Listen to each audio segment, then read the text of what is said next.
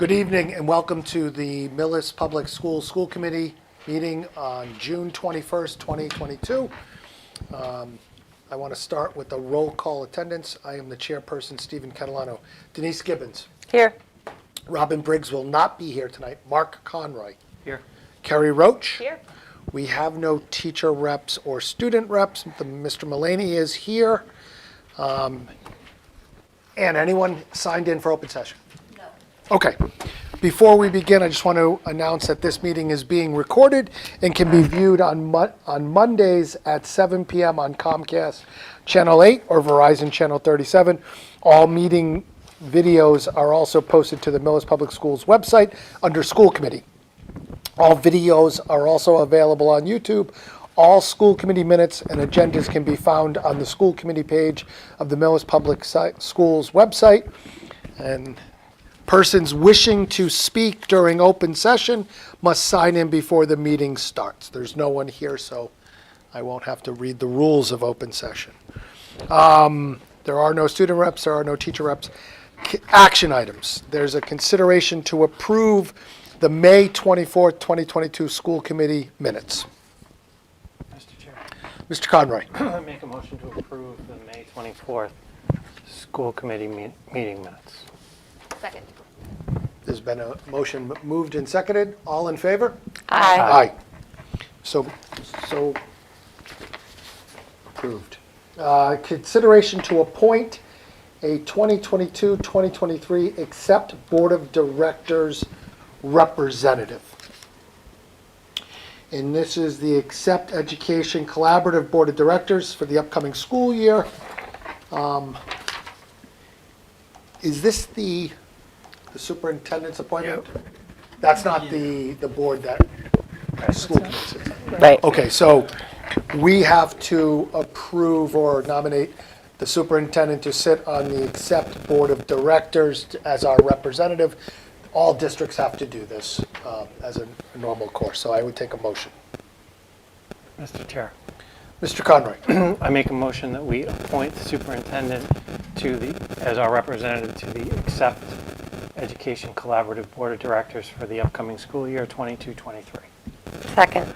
A motion's been moved and seconded. Any discussion? All in favor? Aye. Aye. Motion passes. Okay, next action item. Consideration to appoint signers for bills over the summer months.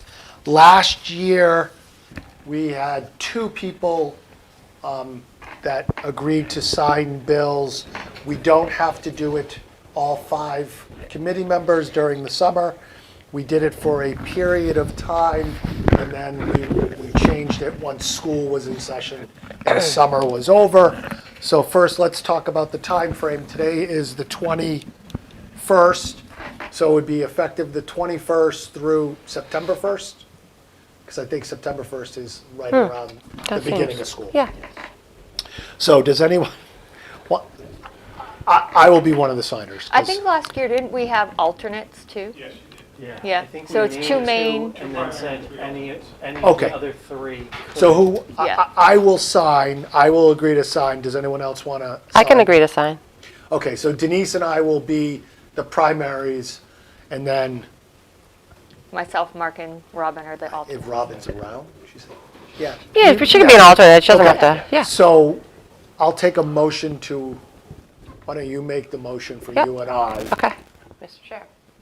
Miss- I make a motion to appoint Stephen Catalano and Denise Gibbons as the 2 required bill signers from the period of June 21st through September 1st. Second. A motion's been moved and seconded. All in favor? Aye. I then take a motion to have alternatives. Alternates, I should say, not alternatives, alternates. Mr. Chair. Do we, yeah. Ms. We Gibbons? can do it, right? Yeah. I make a motion to appoint. Designate. Yeah, okay. Designate Mark Conroy, Kerry Roach, and Robin Briggs as alternate Signers. signers for the period of June 21st through September 1st. Second. A motion's been moved and seconded. Any discussion? All in favor? Aye. Okay. And the next action item is the consideration to purchase 30 new football helmets by July 1st, 2022. That's quick. Order them by July 1st. Order them, okay. yeah, yeah. Okay. So why don't you, Mr. Mulaney, tell us about these helmets and why we need them. Okay, so we had, and you had a memo from Mr. Grant in the packet. And we had, last year we wound up borrowing some helmet, or were given helmets from Bellingham and Medway. Our middle school team was a little larger than we anticipated. Those helmets had like a year left of life to them. And 9 of our current inventory were rejected because of age. So we have 21 usable helmets, and would like to purchase 30 new helmets to keep the inventory at 50, and also have various sizes. Okay. Mr. Wigan, I see you hovering. Come up. Hover at the table. Where are we going to find the roughly $9,000? I know we're doing this before July 1st. We're doing it by the 30th of June. So that would be Well, this fiscal year. Well, no, we'll actually encumber it out of the Okay. FY23 budget. Okay. And in process of recasting the budget, I've already I've already set aside the funds Okay. for this, should the committee approve it. Is it coming from athletics to athletics? It's coming from athletic revolving primarily, Okay, so we're not taking it from not taking it from. SPED or transportation? no. It's within the bucket? Yes. Okay, all right. Mr. Chair, Yes, Ms. Roach. if we knew that we had 16 helmets that were no longer usable in a year, were these budgeted for? Why are we waiting till I don't a think- week Well, those were the ones before? that were given to us. Yeah, but in the memo, it says last year when they were given, we knew that they only had a year's of use left. Right. Well, I think you need to remember that during most of this year, we had a budget freeze. And I think for whatever reason, this was a safety and security item, but I think it was not really communicated to us, or else we probably would have tried to find the money for it. Yeah, But I it would was- think but the- helmets for the Right, but the kids would helmets were be- in use, and the budget freeze really took place just after pretty much football season was over. So I think that's probably where the miscommunication took place. And But I we take knew some when we got them a responsibility year for that. ago that they were only going to be good for a year. Yeah. That's just my Right, yeah. point. And I don't know when they come in and look at the take the helmets Sure. and do the conditioning. I don't know when that took place. Okay. Yeah, that normally I takes mean, place in the regardless, spring. we can't not Right. get helmets for Right, the exactly. kids. Right, it's more about the fact Planning that and- it seems like we're kind of jammed up Right. we're down to one vendor that can do it, and A week to order them and even with that, they're kind of hopeful on delivery date. Well, and that's kind of a separate issue with the supply chain, in that, there's been a shrinkage of vendors, and obviously that's created some supply chain issues, which is beyond everybody's control. Everybody's having the same issue. So here's my question. The 21 left, how long do they have on their life? That I honestly can't recall. I think Chuck told me, and I don't recall. But I would, to maybe answer a question not asked, is I think. There's one of- another question coming. Okay, well, I think one of the things I would say is that one of the things I think Bob and Chuck and I need to talk about is things like helmets are something that are almost like a capital plan or a technology plan. We need to get them onto a schedule so that we Yes. are replacing them on a regular basis Right. and we don't run into this in the future. And then there are some times where a helmet might be within its useful or safe life period, but something happens. Right, it gets damaged. And it gets damaged and. sure, that you that's can't shortened. plan for, Right, and that's right, something exactly. that's a one or Do you- two, but, Sorry, I'm sorry, Carrie. no, I'm done, go ahead. Do you think those 21 are good? We don't have enough, I'm assuming we don't have enough money to pay for all, just to replace everyone, and I don't think we have to replace if some of them are still good. Do you want to give yourself a little buffer on the $9,000? Do you know what the revolving account balance is? I don't want to, and I'm going to be careful here, I don't want to throw away helmets that still Right. have several years, but if we're 16 months or 18 months away from these helmets, I'd rather start that replacement plan now. I think if you wanted to go to $11,000, I'd feel relatively comfortable. Is that going to impact other teams and other sports No, I that? don't believe so.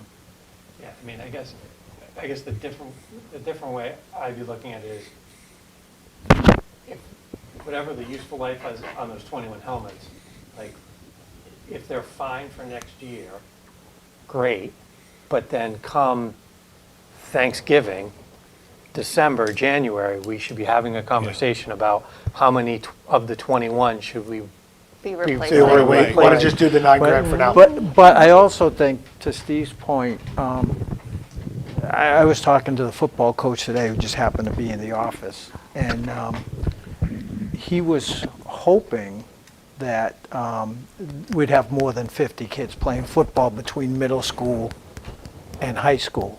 So it might be good if we could, Yeah, it might be good if we had that. if we not have so the much- cushion to put that in there. Right. So it either, so it'll do one of two things. It'll either give us more helmets, okay, period, for more kids. Or if we, have the 51 kids, then it will eat into those 21 as far as a replacement plan. So we'll eventually look at all the revolving accounts after this. Correct. We're not taking cross-country money or some of the smaller sports, the No. volleyballs, and No. so No, football's feeding football? football's feeding football. Okay. I'll take, unless there's any other questions, I'll take a motion. Mr. Chair, Ms. Gibbons? I make a motion to approve up to $11,000. $11,000 for the purchase of new football helmets for the 2022 season. Second. A motion's been moved and seconded. Any questions? Any discussion? All in favor? Aye. Aye. Motion carries. Okay, and lastly is the consideration for purchase of E911 services. Mr. Wigan? Yeah, late in the day, I think we shared the contract with you, and I apologize for not getting a memo out on this. The short story is this. In going back through the records, I think a whole bunch of us were under the assumption that when we signed up with TPX, our phone provider for not only this building, but obviously the Clyde Brown School and Veterans Memorial Building as well, that E911 was part of what we signed up for and were paying for. In looking back through the records, I confess shortly after the Uvalde shooting, the town and the school came to realize that we do not have E911 set up. And E911, just for everyone's reference, would basically set it up so that any place there's a phone, 911 knows that the call's coming from that physical location, from that room. Okay? It's not just to a hallway or just to a building. What is being proposed to you is a contract where there's two layers. Okay, and that's what we're proposing to you tonight, the E911. But there's also, and I apologize, I do not remember what it's called, but there will be also an overlayer of, if you will, at the same time that E911 is contacted, the schools are divided up into sections. So like if you think about Clyde Brown, you have, the C wing, the D wing, okay, and so forth. And those sections will be divided up as well, and as the E911 goes to 911, as it should go, and the fire department is contacted, obviously primary, there are text and phone messages going out to our team as well.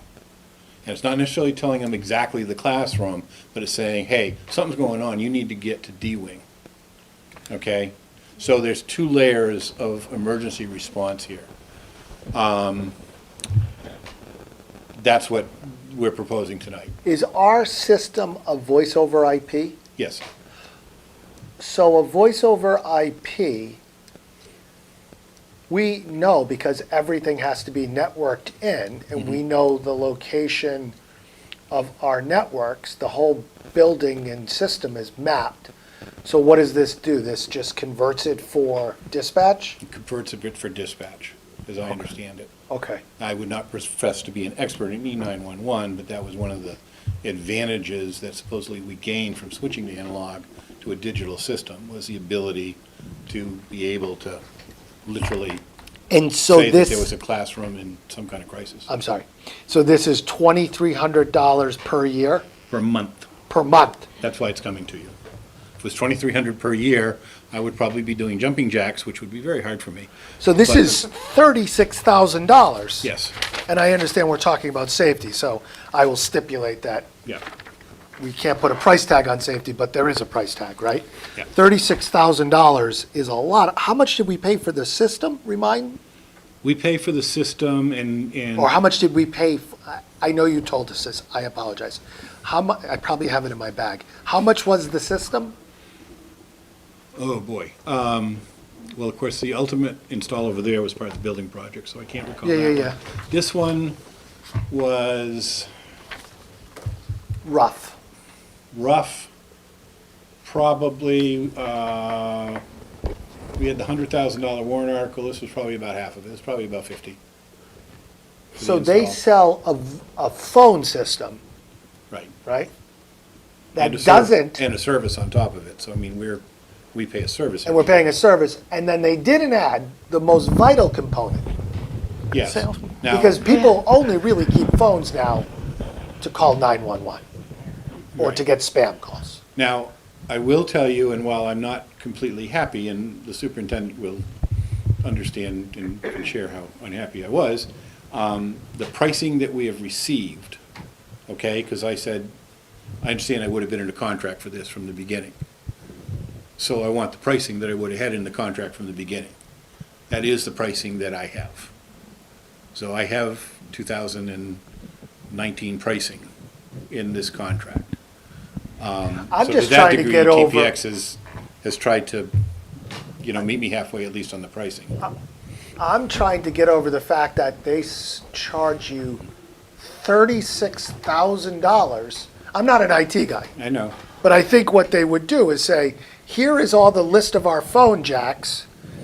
Here you go, 911. You would think it's like a one-time setup type of thing. One would- that would like. I'm not IT. It's consistent monitoring, that's the problem. This is, because this is a this is in part a specialized monitoring service. If we were just doing, which we have right now, straight 911, there is no charge because it's literally, you're making a phone call, it's going So are to we 911 and saying there's some sort of emergency, whatever the person is calling 911 says it is, at the middle high school, but there is no specific location. Can I ask a question? Because is there two parts to this? Is there a choice to have that piece of it and not have like, so I know the other part of it was that it sends the text messages out to all of you. Is there an option to have one and not the other? Oh, yeah. I can take the overlay off. The overlay is What's the price difference?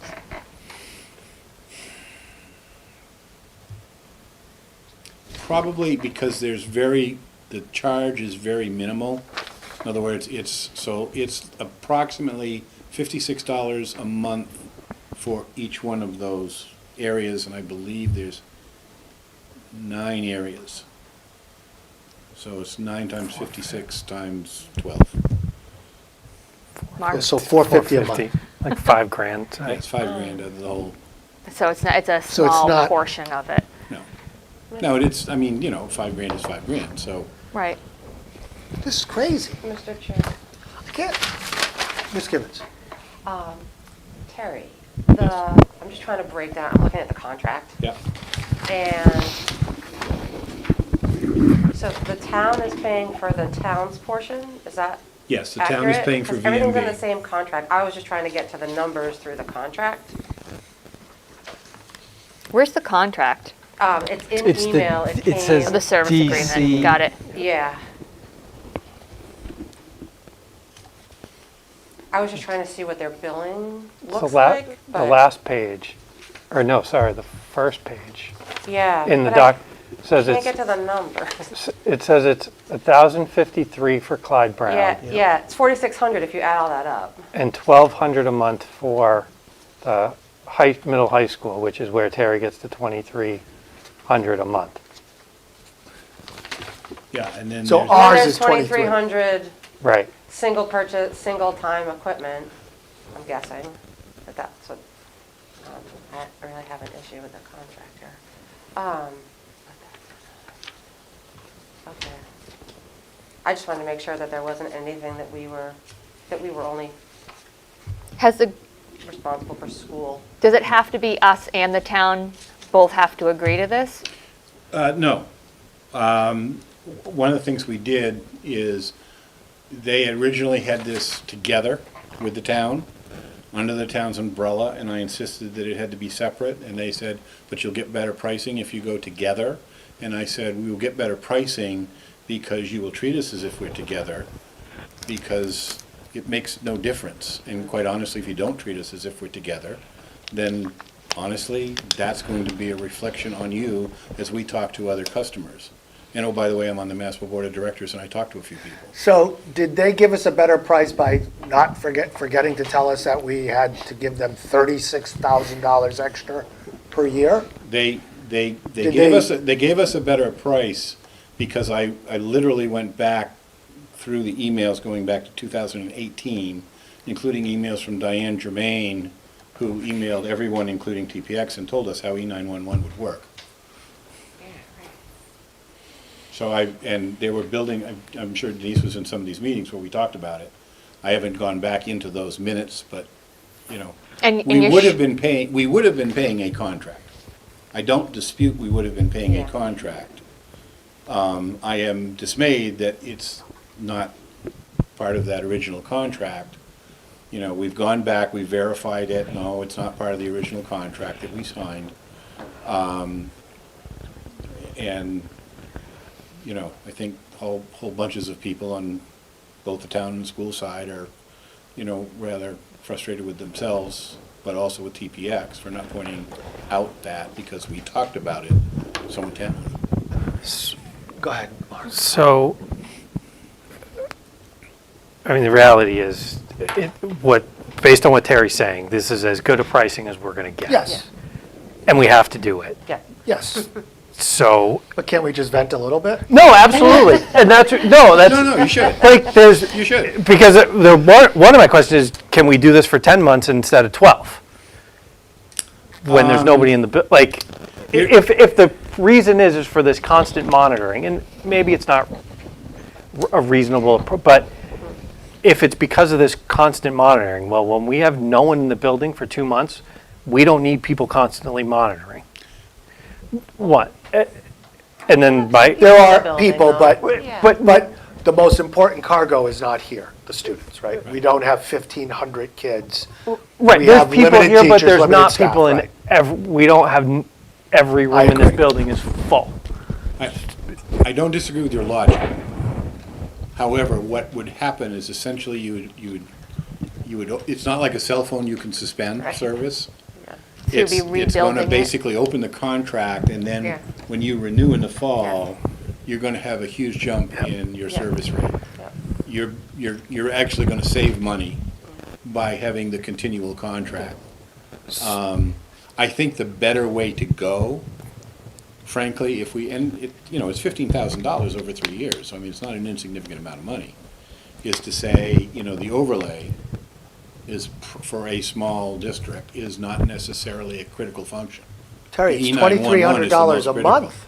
It's $36,000 a year. No, he's saying No, the no, overlay the piece of overlay. it. Oh, The overlay, Oh. the hallway, the section overlay. oh, okay. If I were looking to save money, that's where I would go to. I would say, we don't want to do that. We want the E911, we'll sign a contract for that, but we will not do the overlay. Does the overlay go to staff and safety?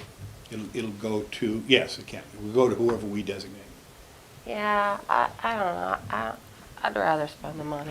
Yeah, no, I'm not I'm looking to with cut you. corners, like, I'm not, Yeah. yeah, I'm not looking to cut corners Yeah. on it. It's just, I know, it's frustrating. Yeah. This is ridiculous that it's just not part of the price. well, That they right. make you pay for E911. Just, charge us 70 grand a year and don't break it out this way. This is crazy. Well, I mean, I think what's crazier is to say that and it's not just Massachusetts, it's several states, but that states don't say E911 in this day and age is not a requirement. That it just has to be provided, period, end of Right, conversation. right. And did you write down that I said this is crazy? Put a capital C, please. This is This is crazy. crazy. How about a K? I know how you like that. I do not like that. I'm old school. Chair. She still has to learn how to, One last, then getting to, all right, we're going to do this. Where's the 36,000 coming from every year for the next umpteen years? well, the Or 36 let's start with next year. Yes. Given we just went through an extremely difficult budget process where we, We're down know, hundreds of thousands of dollars. right, as of a month ago, didn't have an extra 36,000 just laying around. base, and I literally finished recasting the budget moments before this meeting, okay? I would say that 2/3 of it, I will be able to find, I won't be able to find some other things, but I will be able to find in the budget. 1/3 of this, I will probably have to go to school choice for. So. And I still haven't done my final numbers yet, but that's my initial speculation. And again, my thought process of bringing it to you is that, I'm gonna have to find the money. But right now, it looks like, because we've had, again, we did some good hiring, so we've got some savings there. There's some savings in some other areas that we've achieved. There's $19,000 with the solar coming online across the way. So, So I know it's year end, and I don't know when we have it, but can we see the revolving accounts and projections for next year? I know we're meeting next, I know We're meeting on the 30th. Yeah. If that's not possible, then maybe yeah. some point by mid-July. Oh, no, there's no question about it. When we start talking about the '23 budget, I'll explain some of the things that are going on and why it'll probably be more like July that you see that. Put a pin in that for now. Yeah. But we do need to see that. We want to see all of the revolving account ending, starting, but the ones we want to see detail on would be choice and transportation. Choice and transportation. Because Terry and I had a brief conversation at a baseball game out here. We didn't go to the Woo Sox. And we want to make sure we get back on track for the replacement van, just like we're talking about helmets. We made some great progress, and then we did what we needed to do for a couple of years, but we need to get back on track, because then we'll be in a bad position where we're in the hole and things are breaking down and we can't transport kids, and we don't want that to happen. So that's a conversation in July. Those two are the transportation and the choice of the priorities. Yep. I think we need a motion now, right? Okay. Mr. Chair, Mr. Conroy.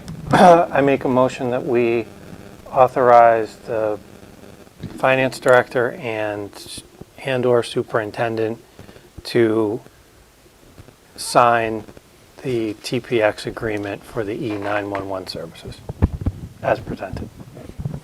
Second. A motion's been moved and seconded. Any further discussion?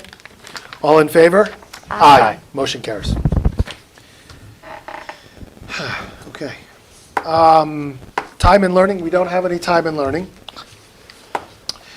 Chair report. A couple things on the chair report.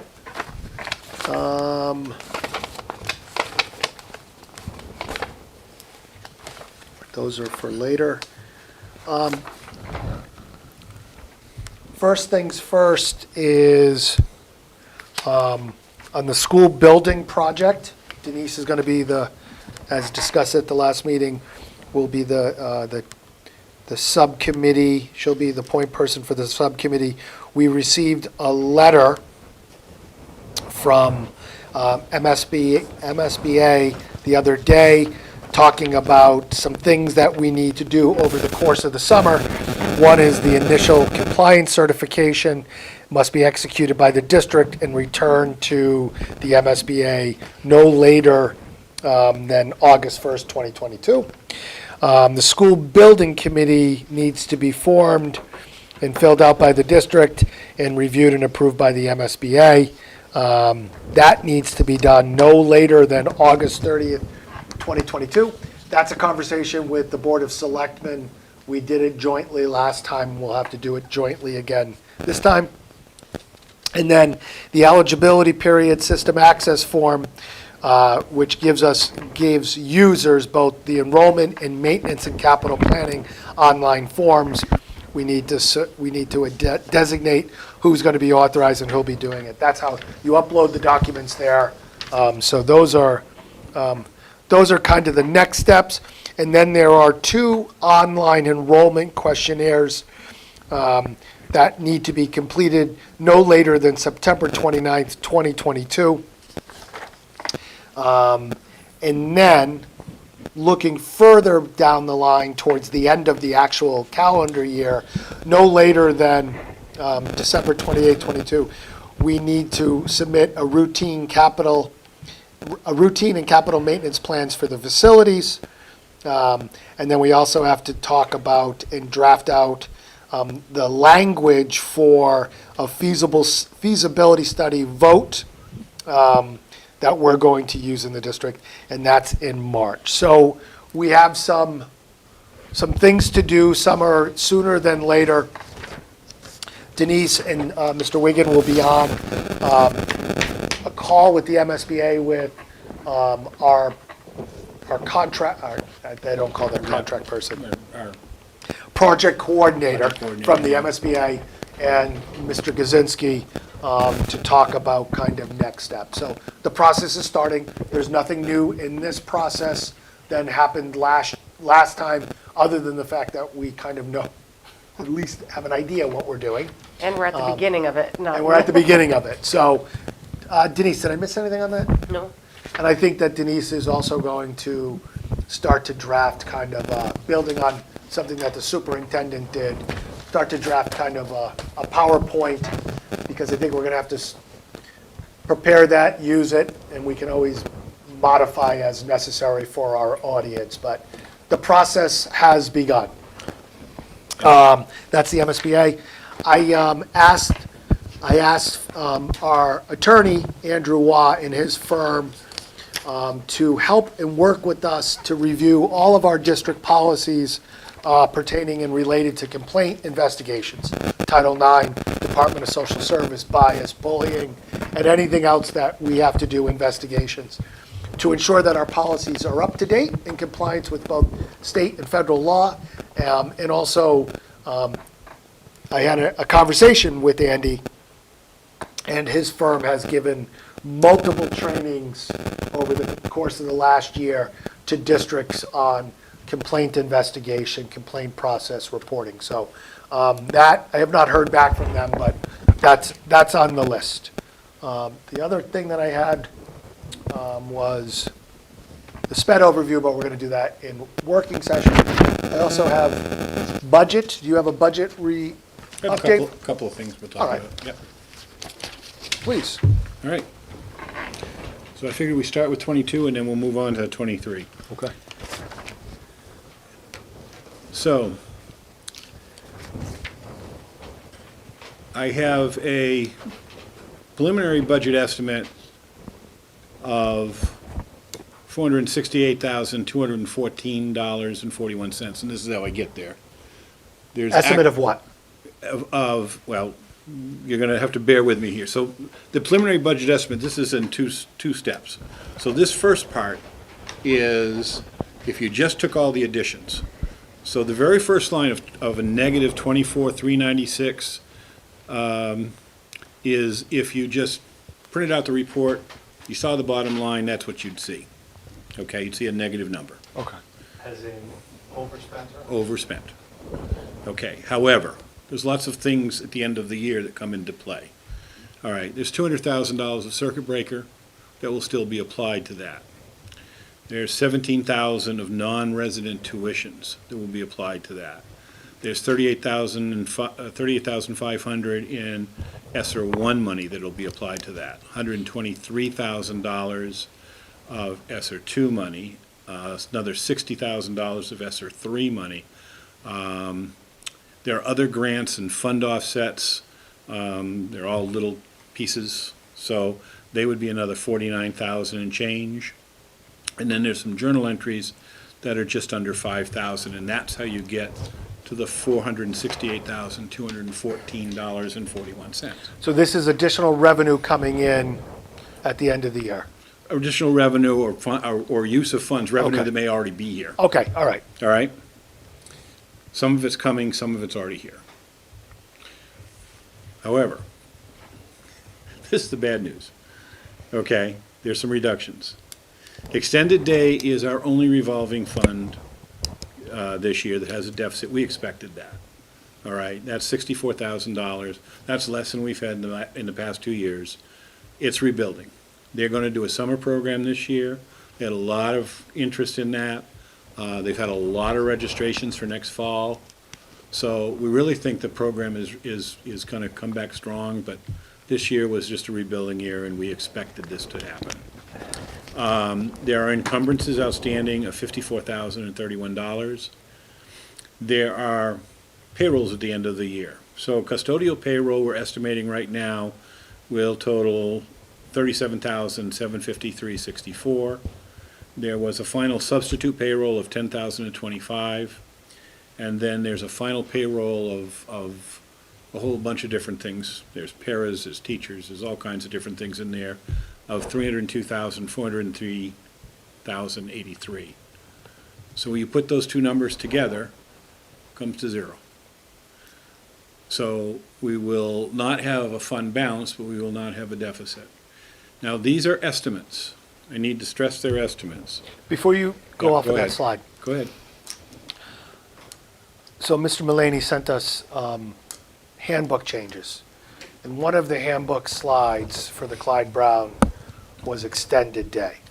Mhm. And it describes extended day as a self-sustaining program. Mhm. In a good scenario, it is a self-sustaining program. That's It's not. correct. I think we should change the language. I have nothing to say bad about extended day. Both of my children went through extended day. I think it's a great program. I think it's a great service for staff and parents in this community, but it's not self-sustaining. It is not, and this was a situation, And it's like, that's just language. That's Yeah. not disparaging the program. Right. But we should be accurate in what we say. I would say I would agree with you on a temporary basis. I think it will once again be self-sustaining. It was when I came here, and then, of course, the pandemic really hammered it. Right. So, but I certainly can understand that change. I would say on the other, and what's not stated here, I would say on the other side of the coin, for the past 2 years anyways, maybe 3 years, you've been also supporting at the end of the year the food service program. The food service program, I think at last look, standing with a surplus, okay, of $182,000. So it has recovered quite nicely. And again, what you really want to do is have at least 3 months operating expenses, salaries and expenses, in your food service revolving account. That actually exceeds that amount.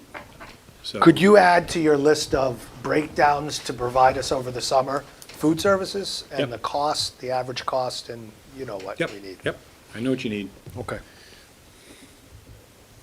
So there are some concerns about my projections.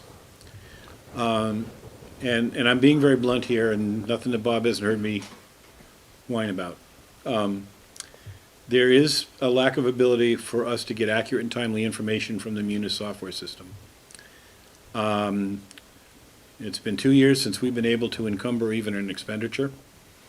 So everything here I'm estimating. I'm pretty good at it. You can't run but- reports out of Munis? We can run reports out of Munis, but the reports are somewhat meaningless if you can't encumber. Is that a special, what's the It's going to cost challenge with encumbering? $36,000 a year.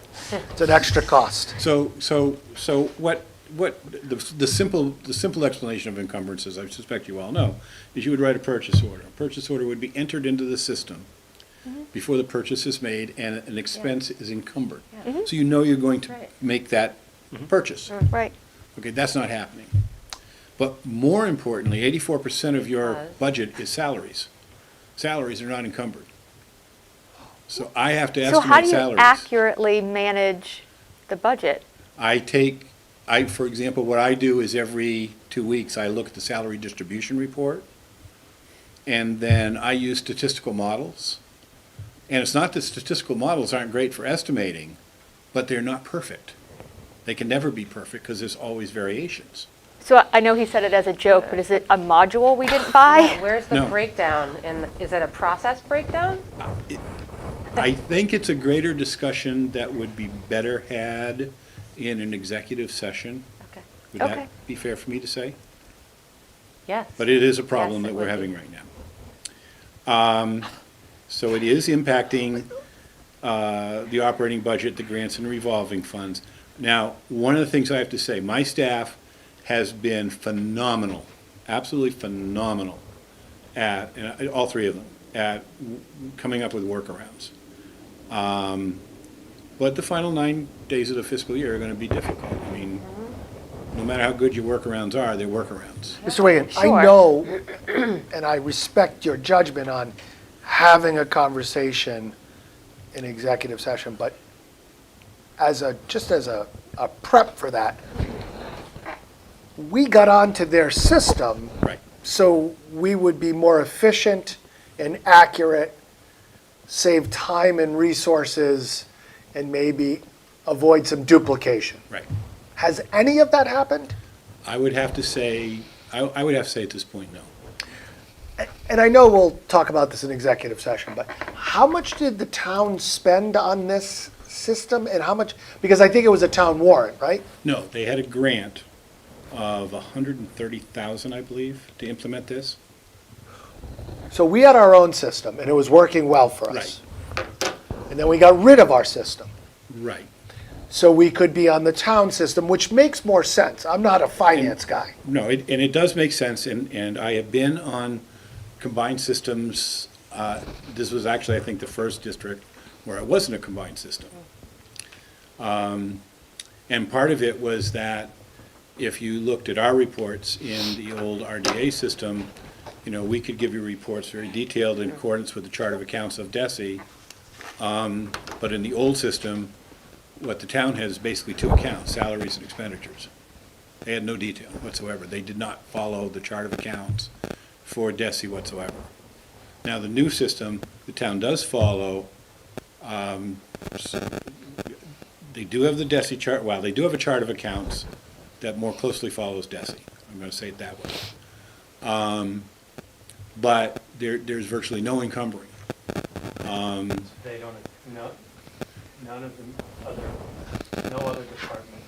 Well, that's the irony.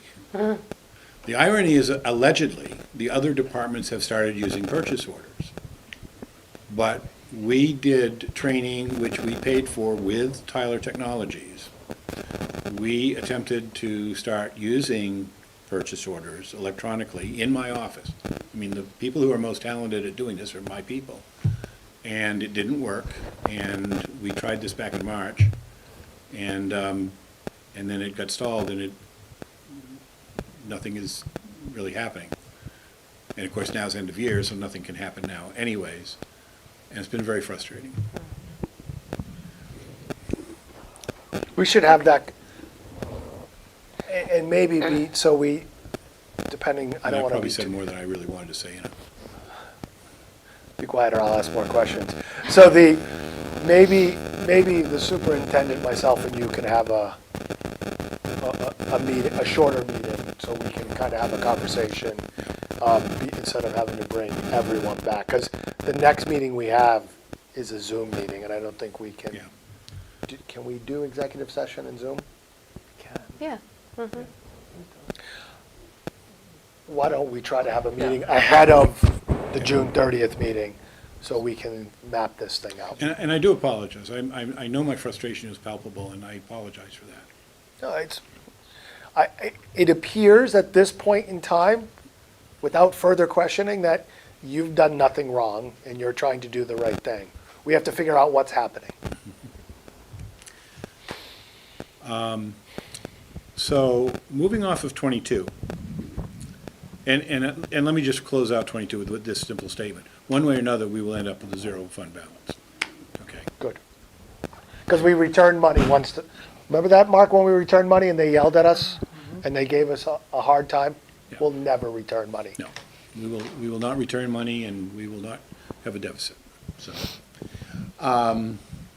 So the '23 budget, and with various other things that obviously you folks have seen over the weekend and tonight, it's taken a lot of time, and one of the reasons, and just to walk through the process.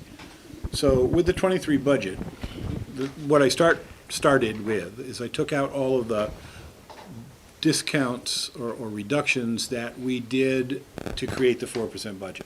So bring us back to a baseline. And then I've literally gone through and verified every single wage line. So, and in some cases, of course, I could verify contractual wages. And by verifying contractual wages, there's two parts. One is the contract. If, for example, we have a collective bargaining agreement in place, such as the teachers. In another case, it's where we may have had a retiring staff person, and we know who we've hired. So I know what the difference is, and I can incorporate that. So that's all been taken care of, where it can happen. There are new obligations to our budget. There's a bus lease, there's a computer lease, there's the municipal custodial. That's right, because there are no longer warrant articles there in the fund. Those are all incorporated into the new budget. There are revenue offsets, marijuana being I think the most well-known one, I guess, I'll put it that way. But circuit breaker is an offset to tuitions. There is, Neely and Karen in her office have been excellent at keeping me updated on the latest tuitions for '23, including anticipated tuitions. They are in there. I have the absolute latest information in that budget. There are select lines that I've adjusted for the economy. Energy is probably the most obvious example that I can use. And that's both a good and a bad. As I say, at Clyde Brown, we will have the solar kicking in. So that will be a reduction. Now, I think they also underestimated the electrical usage, but, at any rate, still ends up benefiting us. And again, just to remind everybody, our bottom line budget, okay, right now is $18,582,770.27. I'm not exactly how Fall Town Meeting will treat this, because there is some additional marijuana money, marijuana impact funds, that theoretically going to be proposed in the fall budget. So I'm not sure if they're going to increase that or how they're going to deal with that, but that is still something that's out there. So that is where we stand, and as I say, for the most part, all the revolving funds are in good standing, with the exception of, as we talked about earlier, the extended day, and extended day is going to be starting, I think, in a good place with a strong summer program. So I think they're going to have a good kickoff for the fiscal year '23. And with that, good, there's no date on this either. Questions? What do you need from us, if anything, at this point? I don't know that I need anything other than when we have our quick little meeting on the 30th. I may add a second thing. I know definitely I'll have a food service contract for you to approve. That's the whole purpose of that meeting. But I may have a second in that. I want to go through this, obviously with a fine-tooth comb, make sure it's okay, and then I just may ask you to approve it on the 30th. And I will be able to send it out in advance on the 30th. And then we should meet prior to the 30th. Any other questions? I didn't mean to have No. my back to you, I just. Oh, no, don't you? Mr. Superintendent, do you have a, Thank you, Barry. Just the June enrollment report.